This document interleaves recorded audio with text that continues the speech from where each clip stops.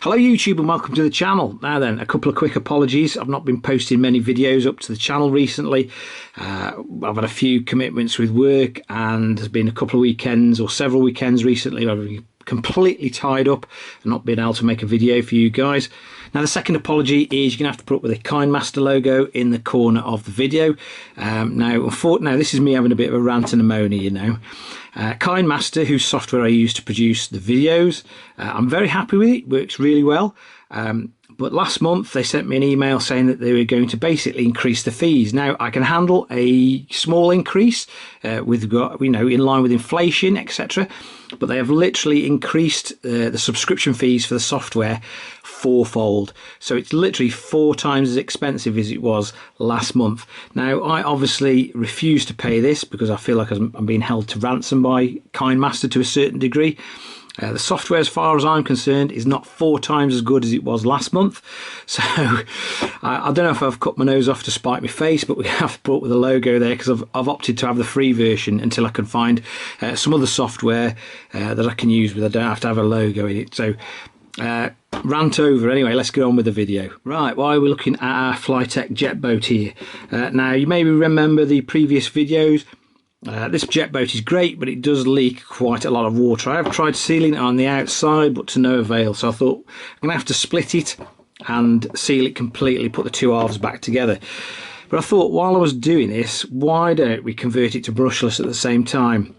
So I have got a brushless motor out of my HBX 901A. That hasn't done much at all. So I thought, well, let's try and shoehorn this in. Let's try and shoehorn some electronics in. I don't have a waterproof receiver, so this is a Flysky one, but I should be able to waterproof it. Anyway, what I was thinking of doing, if we've got to split the two halves, why don't we convert the thing to brushless at the same time? Now, one of the only downsides I can see to converting this thing to brushless is we will in fact lose the self-writing function they've got on that is programmed into the little ESC. But hopefully we should be able to do it with the throttle on the Flysky receiver. So anyway, enough waffle. First job is to take this lid off, and we're going to split these two halves. See how much room we've got inside. Right, that's the two halves of the hull separated. Dead easy, only 8 screws, and it comes apart. Now this is absolutely bonkers. There's a seal on the top cover to stop water from obviously getting in through the cover. But there's no seal between the two hull halves, and that's the actual bit that sits in the water all the time. So no wonder water got in so much. It's absolutely ridiculous. Anyway, next job is to get the old motor out, get the old receiver and ESC out, and then we've got to decide what we're going to do with the rest of it. I'm going to try and reuse this little 3-wire servo here. It's got a different connector on, but we should be able to solder, I think, is it like a Tamiya style one to fit our Flysky receiver?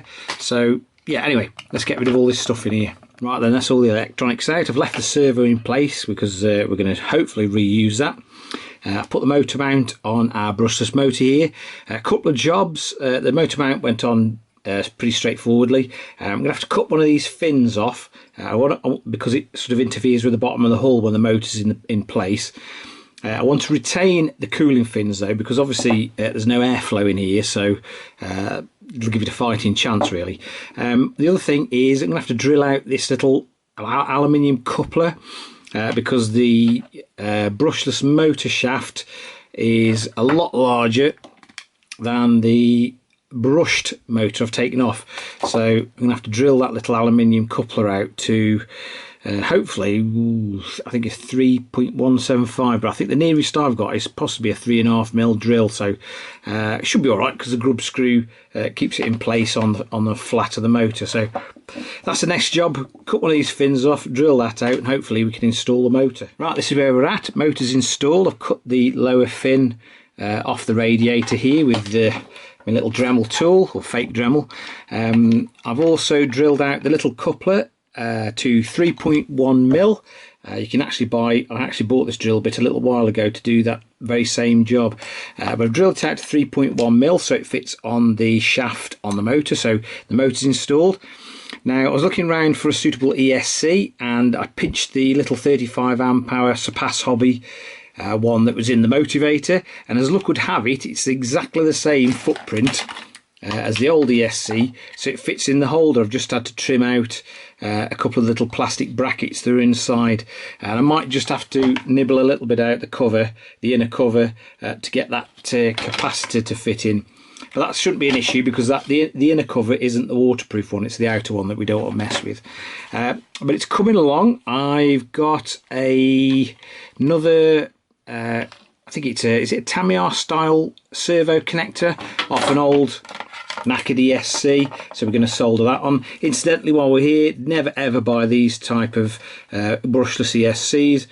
They're absolutely crap. I've had I think I bought 3 of these, 2 of them caught fire, so they're absolutely shite, these things are, so don't ever buy anything that looks like that. Stick to Surpass hobby or a name branded one, you won't go wrong really. But yes, anyway, that's it. I've got to find room for the receiver, but that shouldn't be too much of an issue because it's tiny. And like I say, solder that connector on, and then basically seal the 2 halves back together. Okay, then we're pretty much done here. I've soldered the new connector onto the servo, plugged it into the receiver. I've actually put the receiver in a little plastic bag just to give it a fighting chance. That's the only bit really of the electronics that isn't waterproof on this. And I've just used the hot melt glue gun in various places just to keep some of the wiring neat and tidy, like the antenna there. I've got to adjust the end stops on the steering servo because it pulls on the hull slightly, so we need to stop that flex. And the last thing to do is go and find some silicone in the garage and silicone the 2 halves of this boat back together, and hopefully that will cure the leaking problem. But everything else works a treat, so I'll go and do that. It's night time here, unfortunately, in the UK, so I can't take it out today. But it means that I'll just leave it overnight to cure, the silicone to cure, and then maybe I'll take it out on the stream tomorrow. Now I'm just walking across to the little stream near my house where we're going to test the boat. I've actually remembered my wellies this time, which is nice. Now we've had quite a bit of rain recently, so I'm not sure what state the stream's going to be in. It might be really full and fast flowing, but we're about to find out. Well, unsurprisingly, it's a lot deeper and a little bit more fast flowing than it usually is, but should be alright. Actually, the depth isn't necessarily an issue. At least, hopefully, you won't get stuck so often on the rocks.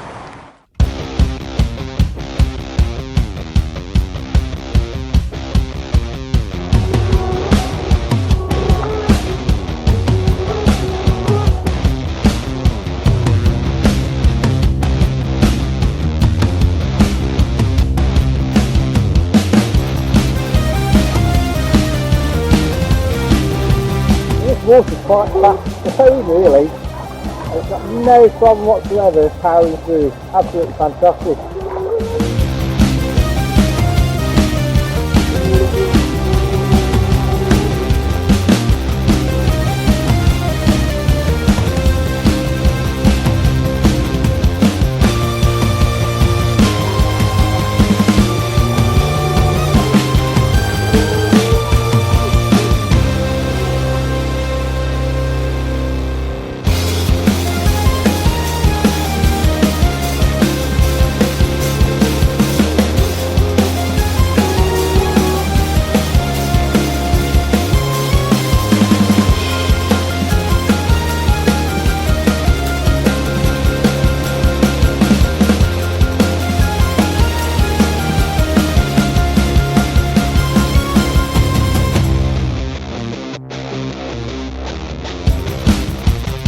Right then, this thing is far too quick for this stream now. I've literally just hit the concrete bank at full pelt. I think I've dislodged something or broke something because it started making funny noise and then stopped. Now then, unfortunately as well, I didn't film opening up the cover, and this thing is still full of water, so I don't know where it's coming in. It might be coming in through the pump housing or somewhere like this, but tell you what, I'll give it a right good whack against the bank and I think I might have broken something.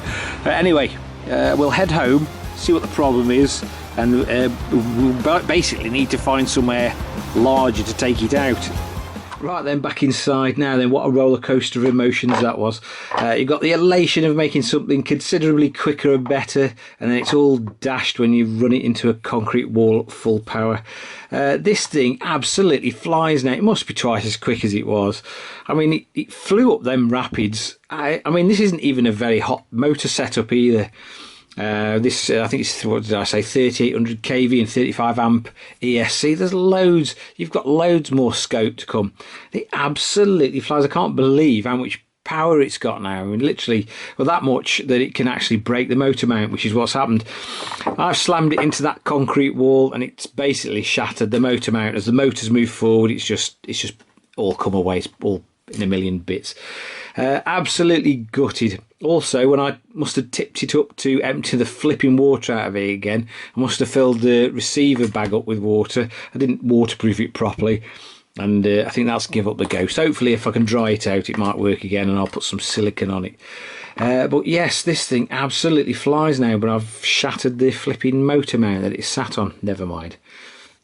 But we're not going to let this setback stop us. I'm going to try and fix this thing because it is absolutely hilarious. I mean, if you've got one of these jet boats, do yourself a favour, convert it to brushless. It's absolutely hilarious. Don't run it into any concrete walls though. Water's still getting in somewhere. I'm going to have to leave the hull, I think, in a tub of water to see if I can see where it's coming in. It could be coming in through the turbo pump. It could have come in after I wrenched the motor off the mount. I mean, it could be coming in through the actual shaft that leads to the little propeller inside, I suppose. I don't know where it's coming in through, but it was still full of water, which is disappointing in itself. But anyway, yes, if you've got one of these jet boats, would I recommend that you convert it to brushes? Yes, have a go. It is mint. Just find a larger body of water to try it on. I will, of course, leave all the links in the description to all the bits and pieces that I've used. I'm going to go away now, and I'm going to try and fix this thing because I desperately want to take it out again because it's hilarious.